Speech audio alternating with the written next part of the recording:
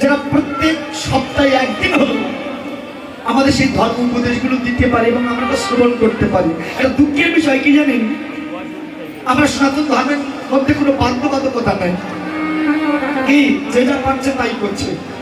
তুমি ধর্ম করো চাই না করো কেউ তোমাকে বাধা দেবে না, কিন্তু অন্য ধর্মের দিকে দেখুন, না করলে খবর আছে। আমাদের কি তা আছে? না। এই জন্য যে যা পাচ্ছে তাই করছে, যে যা বলে যাচ্ছে তাই শুনছে। এই জন্য প্রত্যেক গ্রামে গ্রামে এই গীতা ভিত্তিক পাঠশালা তৈরি করা উচিত। মায়েদের বলছি, প্রত্যেকটি রান্না হয় তো, এই রান্নার চাল যখন হাঁড়িতে দেবেন ওর থেকে এক মুঠো করে তুলে একটা ভাণ্ড তুলে রাখুন। 1 মাস পরে ওটা ওই মন্দিরে দান করুন। দেখবেন গ্রামের প্রত্যেক বাড়িতে যদি এই চালগুলো আসে, দেখবেন ওই বৈষ্ণবের খোরাকি হয়ে যাবে। এগুলো আর করি তো? আমরা করি না। আগেকার দিনে এই প্রচলনটা ছিল সনাতন ধর্মের মধ্যে, এখন আর নাই। যাই হোক মায়েরা, এই জন্য এই বছর সালে একবার কীর্তন হবে, একটু শুনবো, আর শুনলাম না। একটা কাটারি কিনেছেন, এবছর কাজ করে আলমারিতে তুলে রেখেছেন, 1 বছর বাইরে করলেন না, তার থাকবে? থাকে না। এই জন্য সাধন ভজনও তেমন, এটা নিত্য কর্মের দ্বারা করতে হয়। আজ করলাম কাল করবো না, এ হবে না কোনোদিন, এতে ভক্তি লাভ করা যায় না। এই জন্য এই রূপের কথা না খুব কঠিন, খুব মার্মিক, খুব তাত্ত্বিক কথা। এটা সাধারণ জ্ঞানে মানুষের চিত্তে উপলব্ধি হয় না। আর এই কারণেই শ্রী গুরু চরণ পদ্ম আশ্রয় করে কৃষ্ণ ভজন করতে হয়। হে বাবা, অঙ্ক কষতে গেলে যেমন স্বরলিপির দরকার আছে না, হে বাবা ভেবে দেখুন, তদনুরূপ আরাধনাটা ঠিক তেমন, সাধন মার্গটা ঠিক তেমন। এটা বুঝতে গেলে গুরু যদি আপনাকে হাতে ধরে জানিয়ে না দেয়, সারা জীবন মাথা ঢুকে গেলে পাওয়া যাবে না। এই জন্য প্রত্যেকটা কথা মন দিয়ে শুনবেন বাবা। এই যে রূপ খুব কঠিন একটা লীলা। ভগবানের রূপ হলো 2 রকম, একটা জাগতিক, একটা পারমার্থিক, একটা গৌণ, একটা মোক্ষ, একটা তথ্য, একটা তত্ত্ব, একটা রূপ, একটা স্বরূপ। কে বাবা ভেবে দেখুন, বাইরে এটা হলো রূপ, কিন্তু ভিতরে আমার একটা স্বরূপ আছে। এই স্বরূপকে যদি না জানা যায় না, আপনি যতই কৃষ্ণ কৃষ্ণ বলে মাথা থেকে মরে যান, কৃষ্ণ আপনি লাভ করতে পারবেন না। তাহলে কে কৃষ্ণ কে রাধা আমি এখনো তো চিনি না, কি করে তাকে পাবো? এই জন্য এই স্বরূপ জ্ঞান একমাত্র শ্রী গুরু আপনাকে কৃপা করে দিতে পারে, বুঝেছেন? এই জন্য প্রত্যেকটা কথা খুব মার্মিক, মন দিয়ে শুনতে হবে বাবা। এই অষ্টকালীন যে লীলা আমরা আস্বাদন করছি, প্রত্যেকটা লীলাই মানুষের জীবের মধ্যে প্রত্যেক দিন গমনাগমন করছে, সম্পূর্ণ আত্মতত্ত্বের কথায়। এই যে রূপ হচ্ছে, এরপর হবে অভিশাপ। রূপ মানে স্বরূপ জানা, এটা হলো স্বরূপ তত্ত্ব। আর অভিশাপ মানে কর্মতত্ত্ব।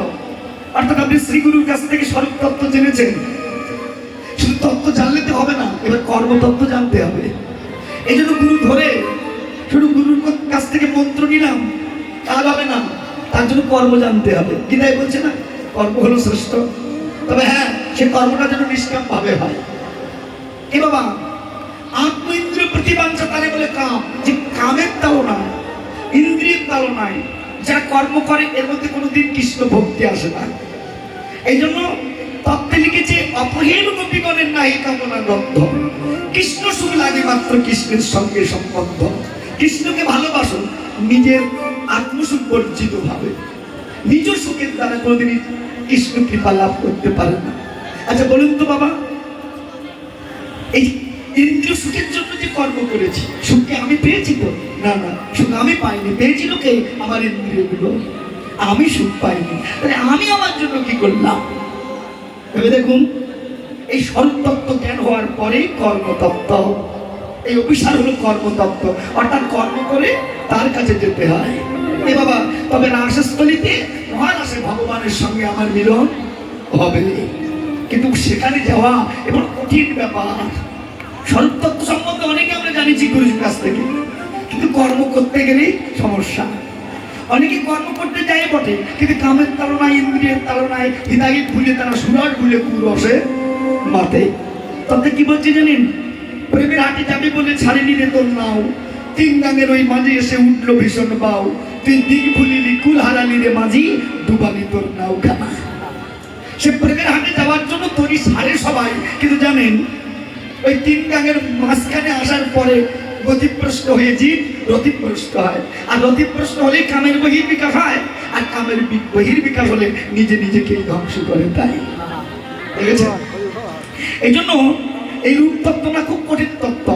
যদি আপনি সাধনার দ্বারা শেষ স্তরে যেতে পারেন, সেখানে পরমাত্মার সঙ্গে আপনার আমার মিলন হবে। সেই কথাগুলো আমি বলবো, একটু মন দিয়ে শুনবেন। মায়েরা, স্বয়ং ভগবান যিনি অগণিত বিশ্ব ব্রহ্মাণ্ডের মালিক, তিনি এবার সেই ভগবান সত্য ত্রেতা দ্বাপর পরিশেষে কলিযুগে কলিহত জ্ঞানন্দ কামন্ধ পাপাচারী দুরাচারী গাভীচারী কৃষ্ণ বহির ভোলা জীবকে উদ্ধার করবার করে এবার তিনি এসেছেন নদিয়া নগরে। কি অপূর্ব কথা মায়েরা, ভেবে দেখুন তো। এই জন্য শাস্ত্র বলছে কেন এলেন প্রভু, তার তিনটি বিশেষ কারণ ছিল। সেই তিনটি কারণ কি জানেন? চৈতন্য চৈতামৃতে লিখেছেন, কইছেন রাধা প্রেমা, কইছেন মধুরিমা, কইছেন সুখে তুহর, এদিনও বাঞ্ছিত ধন ব্রজে না হইল পূরণ, ভাবিয়া দেখিল মইও, ভাবিয়া দেখিল মনে রাধার প্রেম বিনে এই বাসনা পূর্ণ নাই হয়। তাই রাধার চরণ গুরু করি, রাধার ভাবকান্তি অঙ্গে ধারণ করি, এবার আমি নবদ্বীপে হইব বিদায়। কি বলেন? কইছেন রাধা প্রেমা, কেমন সেই প্রেমের রাধার, কেমন সেই প্রেম? কইছেন মধুরিমা, সেই প্রেমের মাধুরী বা কেমন? কইছেন সুখে তুহু বল, রাধারানী যে আমাকে ভালোবাসেন, আমাকে ভালোবেসে তিনি কোন সুখে সুখী হন। এই তিনটি বিষয়ের প্রতি লোভবশবর্তী হইয়া রাধার কমনীয় ভাবকান্তি অঙ্গে ধারণ করিয়া স্বয়ং ভগবান এবার ভক্ত হয়ে নবদ্বীপে আবির্ভূত হয়েছে। কি বাবা, কি অপূর্ব! আচ্ছা, কি দরকার বলতে পারেন মা? কি দরকার?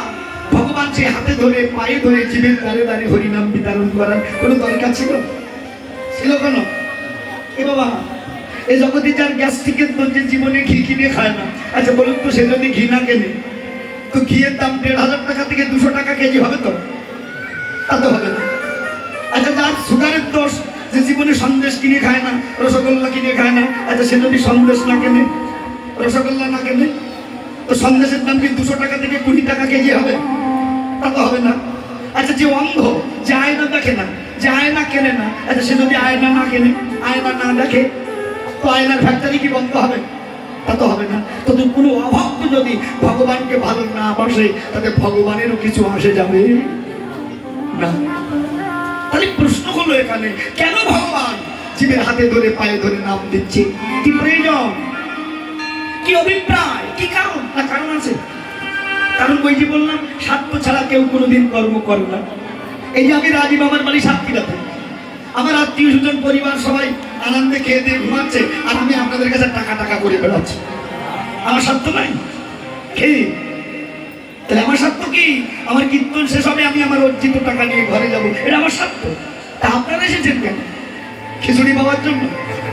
গল্প করবার জন্য? তা তো নয়। তাহলে কেন এসেছেন?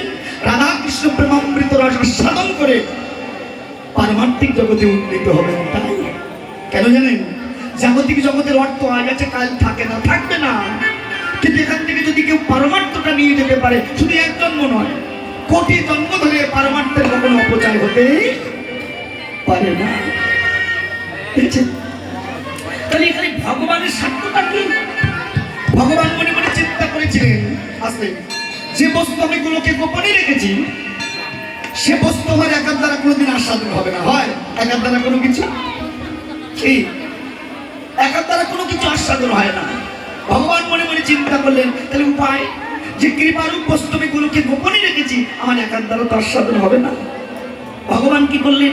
মনে মনে চিন্তা করলেন, এই বস্তু যদি আমি ভক্তের সমাজে বিতরণ করি, ভক্ত যদি সেই কৃপাটা নিয়ে ভক্তিতে রূপান্তরিত করতে পারে, আমি কৃপা দিই। ভক্তি হলে আমি ভগবান ভক্তের চরণের দাস হয়ে যাই। কিরকম? আপনি আমি দুধ বিক্রি করি বাবা, আচ্ছা দুধের দাম কত গো? 50 টাকা। সেই দুধটা কোনো ঘষে কিনে নিয়ে যায়, তারা বাড়ি নিয়ে কি করে, ওর থেকে ছানা তৈরি করে। আচ্ছা, তার দাম কত? 200 টাকা। কোনো বসে সেই ছানাটা কিনে নিয়ে যায়, নিয়ে কি করে, ওতে চিনি মিক্সার করে রসগোল্লা তৈরি করে, ছানাপুরি তৈরি করে। আচ্ছা, তার দাম কত গো? 200, 300, 400, 500, 1000 টাকা হয়। ভেবে দেখুন, আমরা 50 টাকায় দুধ বিক্রি করি, কিন্তু ছানাপুরি হলে 1000 টাকাও কিনে খাই। ভগবান বলছে, আমি ভক্ত আমাকে ডাকে, আমি কি দিই ভক্তকে? ভক্তকে দিই কৃপা। তত্ত্বে বলছে, করে পাওয়ার নামই হলো কৃপা। ভক্ত সেই কৃপাটা ঘরে নিয়ে হৃদয়ে কড়াইতে তুলে দিয়ে অনুরাগ আগুনে জাল দিয়ে সেটাকে যদি ভক্তিতে রূপান্তরিত করতে পারে, আমি কৃপা দিই, ভক্তি হলে আমি ভগবান ভক্তের কাছে ছুটে আসি।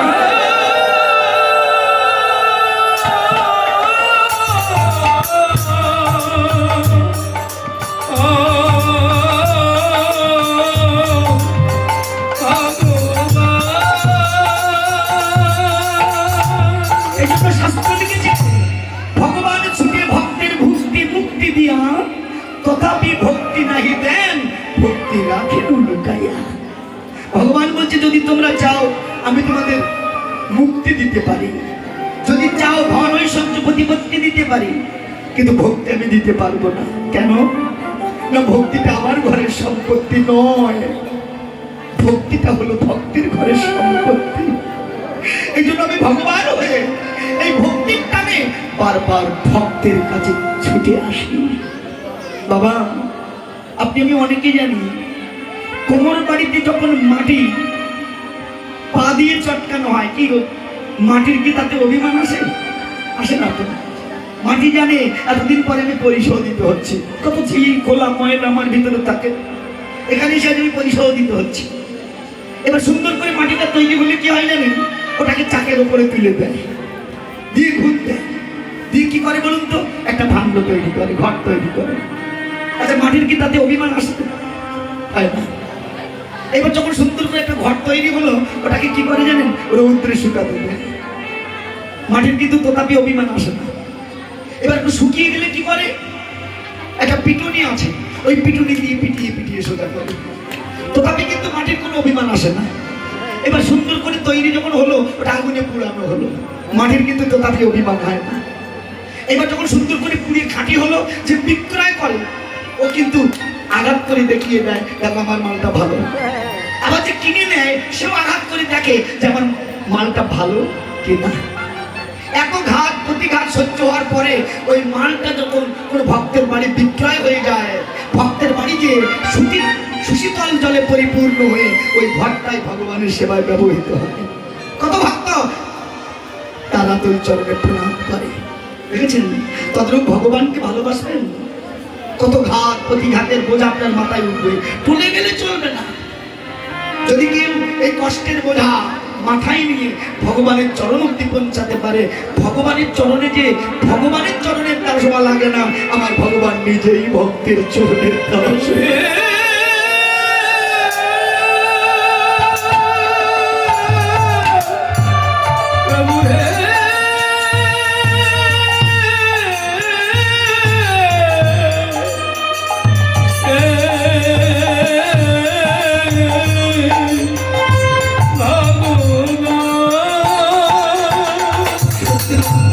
আমার গৌর সেই করুণাময়, কলিহত জীবকে করুণা করবার জন্য তিনি জগতে এসেছিলেন। কি বলবো আপনাদের কাছে? শ্রীবারঙ্গনে মহাপ্রভু হরিনাম সংকীর্তন করতেন, ওখানে দুটি নামের একটা মেয়ে আসতো প্রত্যেক দিন, খুব ছোট জাতের মেয়ে, খুব নিচু জাতের মেয়ে। জানেন বাবা, কত ভক্ত মহাপ্রভু চরণে পতিত হয়ে নয়ন জলে কাঁদতেন, মেয়েটা দাঁড়িয়ে দাঁড়িয়ে কাঁদত। কেন? বলে ছোট জাত, ও যে নিচু জাত, তাই মহাপ্রভু স্পর্শ করতেন, লজ্জা বোধ করতেন। কেন? তাতে যদি আমার প্রভুর জাত চলে যায়। আপনার শাস্ত্রগুলো পড়ে দেখবেন, তৎকালীন সময়ে সনাতন ধর্মের মধ্যে যে জাতাজাতি ছিল, আর এই জাতাজাতির কারণে সনাতন ধর্ম আজ ধ্বংসের দিকে ধাবিত হয়েছে। সন্ন্যাসবাদ, গুরুবাদ, দ্বৈতবাদ, বুদ্ধবাদ, এর কারণেই সনাতন ধর্ম নষ্ট হয়েছে। দলে দলে সনাতন ধর্মকে পরিত্যাগ করে অন্য ধর্ম গ্রহণ করেছে। এটা অন্য ধর্মের মানুষের দোষ নয়, এই দোষ এই হিন্দুদের। এ কথা বলার মতো নয়, জানেন? তৎকালীন সময় সুবুদ্ধি রায়ের মতো রাজা যিনি, তৎকালীন সময় যদি বাংলার মধ্যে কোনো হিন্দু রাজা হতো, যে করেই হোক তাকে রাজ্যচ্যুত করা হতো। সুবুদ্ধি রায় তার একজন। আপনারা পড়ে দেখবেন সেখানে এই সুবুদ্ধি রায় হোসেন শাহকে একটা পুকুর খননের টাকা দিয়েছিলেন। হোসেন শাহ সেই টাকাটা আত্মসাৎ করেছিলেন, তাই তো ঘোড়া সবাই ওকে বেত্রাঘাত করা হয়। জানেন এই লজ্জা, এই রাগ ওর ভিতরে খুঁড়ি খুঁড়িয়ে খেত। কি করলেন? ছলনা করে সুবুদ্ধি রায়কে রাজ্যচ্যুত করে ওই আসনে হোসেন শাহ বসেছিলেন। যখন হোসেন শাহ বসেছিলেন, তার স্ত্রী বলল, যাও, যে তোমাকে আঘাত করেছে ভরা সবার তার চিরচ্ছেদ করো। ভাবা যায় মা? যখন ভরা সবাই এনে তার বিচার হচ্ছে, ওই সবাই আরো দুজন উপস্থিত ছিলেন। তারা কে জানেন? একজন ছিল বাংলার প্রধানমন্ত্রী, আর একজন ছিল বাংলার অর্থমন্ত্রী। তারা আর কেউ নয়, তারা হলো রূপ আর সনাতন গোস্বামী। মনে মনে চিন্তা করলেন, আমাদের সামনে যদি আমার দাদ ভাইকে হত্যা করে, এর মতো লজ্জা তো হতে পারে।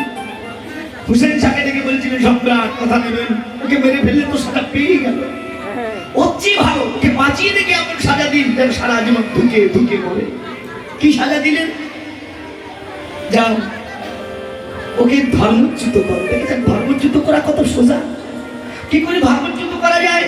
করোয়ার জল খাওয়া, বদনার জল খাওয়া, জল খেলেই ওর জাত চলে যাবে।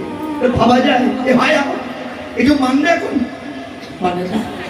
সেই সুবুদ্ধি রায়কে বদনার জল খাইয়ে, করোয়ার জল খেয়ে তার জাতচ্যুত করা হলো। যে ছিল সম্রাট, সেই সুবুদ্ধি রায় প্রত্যেক হিন্দুকে দাঁড়ে দাঁড়ে কেঁদেছেন, মাথা ঠুকেছে, কৃপা করে তোমাদের বাড়িতে আমাকে একটু জায়গা দাও। সবাই দূর দূর করে কুকুরের মতো দাঁড়িয়ে দিয়েছিল। এই আমাদের হিন্দু ভাই, দেখেছেন, নিরুপায় হয়ে গিয়েছিলেন কাশীতে। কেন? ওখানে যত পণ্ডিতের দল থাকে, তাদের কাছে গেলে নিশ্চয়ই আমার একটা পথ করে দেবেন।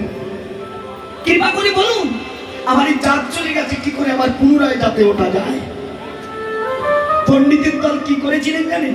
শোনো, ফার্স্ট ক্লাস গাওয়া ঘি উনুনে উত্তপ্ত করে, সেই উত্তপ্ত ঘি খেয়ে তুমি দেহত্যাগ করো, এটাই তোমার একমাত্র প্রায়শ্চিত্ত। আচ্ছা, এটা হয়? নিরুপায় হয়ে ছুটে গিয়েছিলেন ভগবানের কাছে, ওগো মহাপ্রভু, তুমি ছাড়া আর আমার জগতে কেউ নাই। কাশীর যত পণ্ডিতেরা বলেছেন উত্তপ্ত ঘি খেয়ে যাতে আমি দেহত্যাগ করি, বলুন আমার করণীয় কি? মহাপ্রভু তাকে বিধান দিয়েছিলেন, সুবুদ্ধি, আত্মহত্যা করলেই সবকিছু মীমাংসা হয়ে যায় না, আত্মহত্যা মহাপাপ। তুমি আমার কথা নাও, একবার কৃষ্ণ নামে যত পাপ ভরে, আর বার কৃষ্ণ নামে তোমার প্রেম উপজাবে। আজ এই মহাপ্রভু যদি না আসতো না, সনাতন ধর্ম এতদিন থাকতো না, এতদিন সনাতন ধর্ম থাকতো না। এই কথা কেউ জানতে চেষ্টা করে না, ভাবা যায়? এই জন্য মহাপ্রভুর যে আত্মদান, মহাপ্রভুর যে আত্মত্যাগ এই জীবের জন্য, এটা যে মনে রাখেনি, মনে রাখে নয়। পাশ্চাত্য দেশের দিকে দেখুন, সমস্ত জীব যারা কৃষ্ণ নামে স্পষ্ট বলতে পারে না, তারাই আজ দলে দলে সনাতন ধর্ম গ্রহণ করে কৃষ্ণ বলে কাঁদছে। আর যে বাঙালির ঐতিহ্য বাড়াতে মহাপ্রভু জন্ম নিয়েছিলেন আমাদের এই বাঙালির ঘরে, সেই বাঙালির আজ অধঃপতন নেমেছে। বললে বিশ্বাস করবেন না, আমি যখন প্রথম পুরীতে যাই, কাম্বিরায় যখন প্রবেশ করছিলাম, মহাপ্রভু যেখানে থেকেছেন, কি বলবো, 3.5 বাই 3.5 হাত একটা জায়গা, যেখানে একটা মানুষ লম্বা হয়ে শয়ন করে থাকতে পারে না। আর আমার মহাপ্রভু তো ছিল আজনুলম্বে। জানেন কত কষ্ট করে এই জীবের জন্য তিনি থেকেছেন সেখানে। একটা বালিশ, একটা কাঁটা পর্যন্ত তিনি গ্রহণ করেননি। কলা গাছের ডাঁটা, কলা গাছের যে দেখেছেন শুকিয়ে গেলে ওর থেকে সুন্দর মতো বাহির হয়, ওর থেকে একটা কাঁটা তৈরি করে তিনি গোটা গায়ে দিয়ে জীবন কাটিয়েছেন। কাদের জন্য? আমাদের মতো কলিহত জীবকে শিক্ষা দেওয়ার জন্য, আমাদের মতো কলিহত জীবকে উদ্ধার করবার জন্য তিনি ঐশ্বর্য সবই বিসর্জন দিয়েছেন। কি বলবো আপনাদের? আমি যখন কাব্যিরায় প্রবেশ করছি, তপ্ত কাঞ্চনের মধ্যে একদম চেহারা বিদেশ থেকে এসেছে, আমাদের চেহারা এত বড় বড় লম্বা, কি বলবো, ওরা আমাদের চরণ ধরির উপরে গড়াগড়ি দিচ্ছে। আমার গুরুজি বলেছিল, বাবারে দেখেছিস, বিদেশ থেকে এসে ওরা আমাদের চরণে প্রণাম করছে, কেন জানিস? কারণ ওরা জানে আমরা গৌর দেশের মানুষ, গৌর আমাদের ঘরের ছেলে, তাই তো আমাদের চরণে প্রণাম করে ওরা ভক্তি করে যাচ্ছে। এগুলো আমার মন বলা কথা নয়, আপনি জানেন, দেখে আসুন। এই জন্য তো দর্শন বর্ষণ শ্রবণ, এর দ্বারা মানুষের ভক্তিটা বাড়ে। আমরা টাকা গুছিয়ে গুছিয়ে ব্যাংকে রাখি, কোটিপতি হয়েছে জানিস, কিন্তু পারমার্থিক জগতে আমরা ধ্বংস হয়ে যাচ্ছে দিন দিন, আমরা ধ্বংসের দিকে ধাবিত হচ্ছি। একটু বাইরে বেরিয়ে দেখুন, বাস্তবটা একটু লক্ষ্য করুন, দেখবেন ভক্তি আসবে, প্রেম জানবে, এগুলো আমাদের উচিত, আমরা করি না কেন? ভগবান বলছে, আমার ধন আমি তোমাদের দিয়েছি, যারা আমাকে না দিয়ে যারা খায় এরা চোর ছাড়া আর কিছু নয়।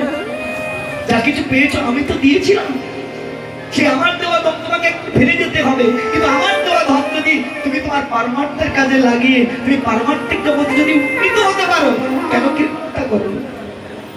কথাগুলো কি বোঝা যায় কিনা? মা, এসব কথা আমাদের ভিতরে ঢোকে না গো, এসব কথা বললে বুঝতেও চায় না মানুষ আজকাল, কি বলবো? তাই তো সেই মেয়ে দূরে দাঁড়িয়ে দাঁড়িয়ে নয়ন জলে কাঁদে, ওকে দয়াময়, কেন তুমি আমাকে নিচু কুলে জন্ম দিয়েছ? যে কুলে জন্ম নিয়ে আমি তোমার চরণ পেলাম না,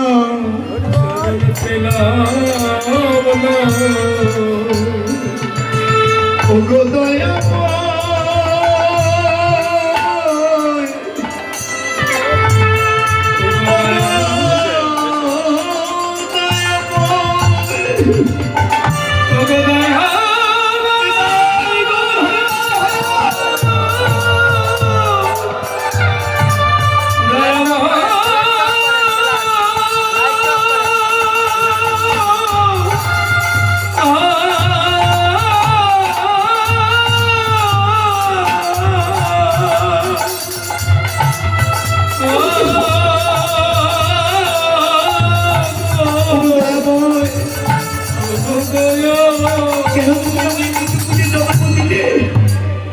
আমি তোমার চরণ থেকে বই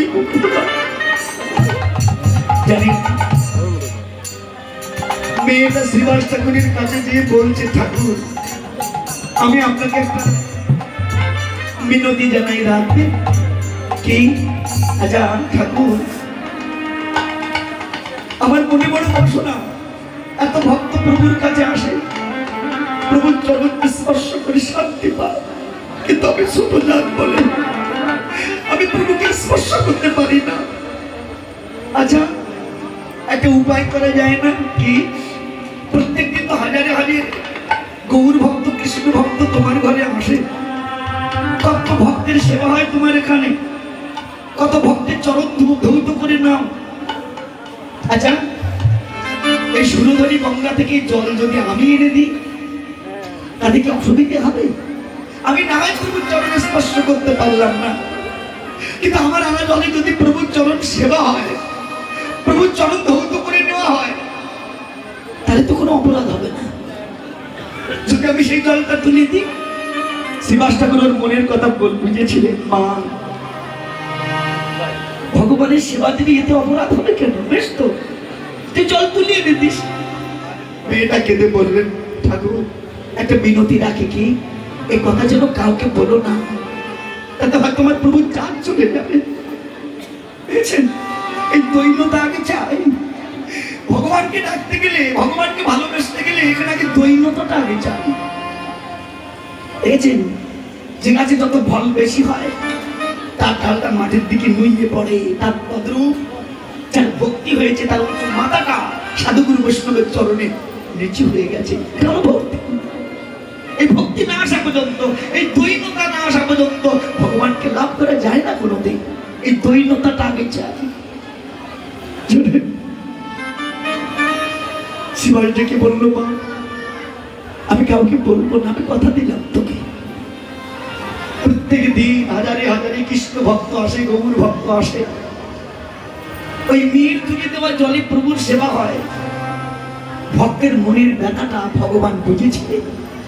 নিত্যানন্দ ঠাকুরকে দেখে বলিয়েছিলেন, নিতাই একদিন দেখে বলছে শ্রীবাসকে, আচ্ছা শ্রীবাস, তুমি তো আমার কাছে কোনোদিন মিথ্যে কথা বলো না, আজকে সত্যি কথা বলবে? বলো প্রভু, কি জানতে চাও? আচ্ছা, এই যে শত শত হাজারে হাজারে গৌর ভক্ত আসে, কৃষ্ণ ভক্ত আসে, সকল ভক্তের চরণ তুমি ধুয়ে নাও, কত ভক্তের সেবা তুমি দাও, আচ্ছা এত জল তোমাকে ধুয়ে দেয় কে? যে মাত্র প্রশ্ন করলেন আচমকিত হলো, প্রভু জানলো কি করে? তিনি তো অন্তর যাবে, তিনি তো বোঝেন। শিবাস দেখে বললো, ঠাকুর তুমি সে কথা শুনো না। না না, তুমি বলো, লুকিও না, তুমি তো কোনোদিন আমার কাছে কোনো কিছু গোপন রাখোনি, আজকেও রেখো না, বলো কে তুলে দেয়? আরে নিতাইয়ের কি কৃপা রে, তোমার নিতাই চাঁদের কি কৃপা, আমাকে বলো। শিবাস দেখে বললো, ঠাকুর কোনোদিন তোমার কাছে আমি কিছু লুকাইনি, কোনোদিন তোমাকে মিথ্যে বলিনি। প্রভু, এ আর কেউ নয়, দুঃখী নামের এক ছোট জাতের মেয়ে এই জল তুলে দেয়, তার ইচ্ছা যাতে তার আনা জলে তোমার চরণ সেবা হয়, যাতে তার আনা জলে আমার গৌরীর চরণ সেবা হয়, ভক্ত চরণ সেবা হয়। তারা ছোট জাত, নিচু জাত, তোমাদের সংস্পর্শেও আসতে পারে না, যাতে তোমার চরণ সেবা করতে পারে, তাই তো সুরধনী গঙ্গা থেকে প্রত্যাহ জল তুলে দেয়। নিত্যানন্দ ঠাকুর চোখের জলে ভেসে বলল, কোথায় আমার সেই মা? সাধুগুরু বৈষ্ণবের চরণে ওর এত ভক্তি, অত বিশ্বাস, ও ছোট হবে কেন? কোথায়? শিবাই দিকে বলল, প্রভু ওই তো মন্দিরের এক কোণে দাঁড়িয়ে কাঁদে। ছুটে যেয়ে নিতাই ঠাকুর তাকে বুকে জড়িয়ে ধরে বলেছিল, মারে বৈষ্ণবের চরণে যার এত ভক্তি, সে কখনো দুঃখী হতে পারে না রে। আজ থেকে তোর নাম দিলাম সুখী, তোর মতো সুখী জগতে আর কেউ হয় না। আরে মা, তোর মতো ভক্তকে হৃদয়ে মাঝে জড়িয়ে ধরে আমার নামে তো বলা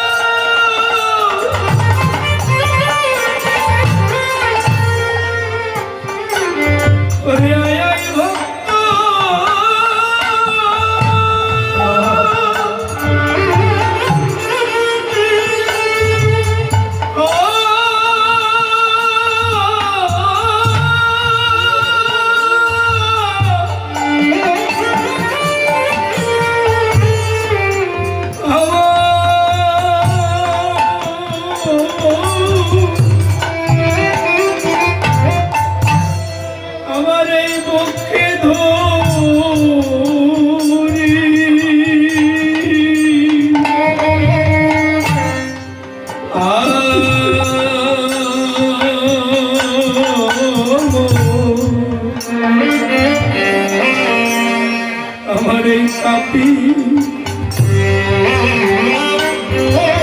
এই কাপিতে পারা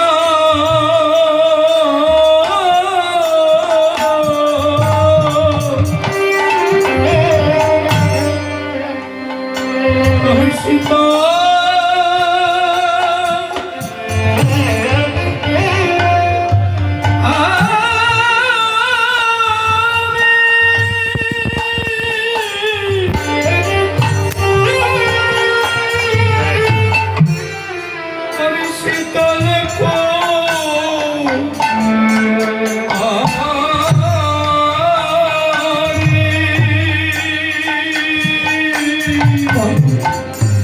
আমার নিতাইয়ের কি কৃপা,